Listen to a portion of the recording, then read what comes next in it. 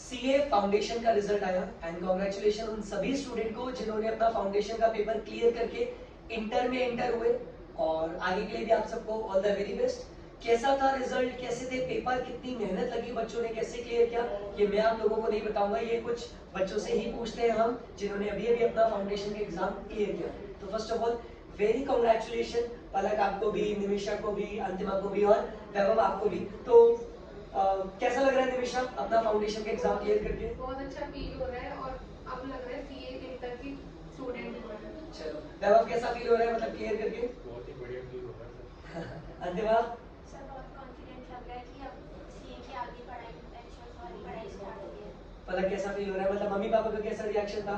Sir बहुत अच्छा reaction था, पहले डर लग रहा था बट अब बहुत ज़्यादा खुशी हो रही है। एक फाउंडेशन क्लियर करने के बाद अब सीए पूरा आ ही गया है। सी जो सक्सेस की खासियत होती है वो यही होती है कि जब आप उसको पा लेते हो तो बहुत अच्छा फील होता है, सिर्फ आप ही को नहीं आपके माता पिता को भी।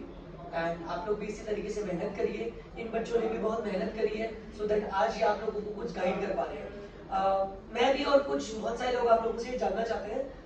4 सब्जेक्ट होते हैं हमारे फाउंडेशन में, जिनमें से लॉ भी होता है, मैथ्स भी होता है, इकोनॉमिक्स भी होती है और आपकी अकाउंट्स भी होती है। तो वैभव इतने चारों सब्जेक्ट आपने किस तरीके से प्रिपेयर करे थे? चारों यही है कि चारों को बैलेंस बना के रखना पड़ता है, मतलब इक्वली। अगर एक पेपर में डर भी लगे तो मैं दूसरा पेपर स्ट्रॉन्ग कर लूँ। और जैसे मैथ्स में डर है तो बिजनेस, लॉ, अकाउंट्स, इको में बढ़िया अपन स्कोर कर सकते हैं। तो यही है, इन्होंने स्ट्रैटेजी कुछ इसी तरीके से रखी थी कि अगर जो पेपर कमजोर है उसके खिलाफ ऐसा नहीं था कि हम छोड़ दें, उन्होंने उसको बैलेंस करके जो स्ट्रॉन्ग सब्जेक्ट है वहां पे स्कोर किया। निमिषा आप बताना चाहोगे कि आपने स्ट्रैटेजी किस तरीके से करी थी? मैं नॉन मैथ स्टूडेंट थी और ज़्यादा मैथ पे फोकस करा और इंस्टीट्यूट के मॉड्यूल पे रखा और रिवीजन डेली और राइटिंग प्रैक्टिस करी लॉ में। तो लॉ में राइटिंग प्रैक्टिस बहुत इंपॉर्टेंट है। अंतिमा मैथ्स कैसे करी आपने? सर मैं मैथ्स की स्टूडेंट थी तो मेरी मैथ्स अच्छी थी, प्रैक्टिकल सब्जेक्ट्स अच्छे थे, तो मैंने थ्योरी वाले सब्जेक्ट्स पे ज़्यादा फोकस करा, उनको लिख लिख कर बार बार उनको याद कर करके लिख लिख कर ट्राई करा और टेस्ट सीरीज बहुत ज़्यादा इंपॉर्टेंस थी, उससे बहुत ज़्यादा फायदा मिला। तो बेसिकली मैं आपको सबसे एक क्वेश्चन पूछना चाहता हूँ, बहुत सारे बच्चे लॉ में फेल होते हैं और आपने से कहीं 50 क्रॉस भी करे लॉ में, 55, 59, 60 के आस तक भी आप लोग पहुंचे। तो क्या जरूरी था लॉ के अंदर कि आपने इतना अच्छा स्कोर भी किया, क्योंकि बाकी सब्जेक्ट 70, 80 तक भी आ जाते हैं लेकिन लॉ में बच्चे 40 भी नहीं ला पाते, आप लोगों ने 55, 60 तक भी पहुंचे। तो मतलब क्या तरीका था? आपने लॉ पढ़ते थे, बार बार पढ़ते थे, रोज करते थे, क्या करते थे?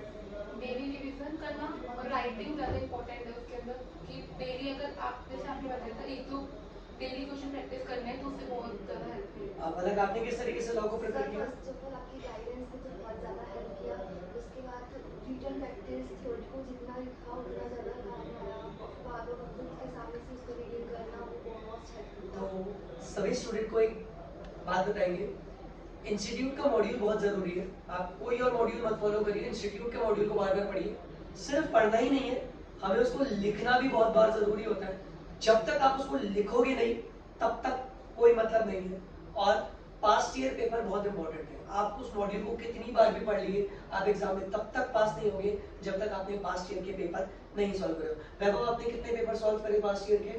मैंने 4 to 5 अटेम्प्ट भी करे। आप सबने 5 to 6 अटेम्प्ट के पेपर करे, मॉक टेस्ट पेपर करे। एंड मोस्ट इंपॉर्टेंट मैथ्स का कैसा रिव्यू था, क्योंकि बच्चे सीए में एंटर होने से पहले 2 बार सोचते हैं मैथ्स कैसा रहेगा, तो मैथ्स कैसा था पहला? सर मैं एक नॉन मैथ स्टूडेंट थी और उसकी बहुत ज़्यादा डिफिकल्ट था कि उसको क्लियर करना।